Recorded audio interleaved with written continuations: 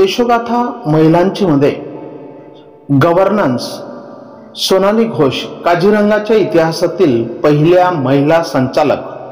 सोनाली या काझीरंगा राष्ट्रीय उद्यान आणि व्याघ्र प्रकल्पाच्या पहिल्या महिला संचालक आहेत। या 118 वर्ष जुन्या नॅशनल पार्कला पहिल्यांदाच महिला प्रमुख मिळाली आहे।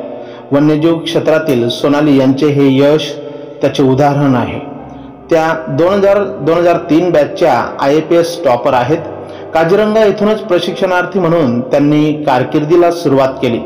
शिकारीपासून वन्य प्राण्यांचे संरक्षण करण्याची मोठी जबाबदारी त्या घेत आहेत। सोनाली राष्ट्रीय प्राणी संग्रहालयाच्या संचालकही होत्या। त्यांनी वाईल्डलाईफमध्ये रिमोट सेन्सिंग टेक्नॉलॉजीत डॉक्टरेट केली आहे। वन संरक्षणासारख्या पुरुषप्रधान क्षेत्रात पुढे जाण्यासाठी त्यांच्या कुटुंबाने त्यांना नेहमीच पाठिंबा दिलेला आहे।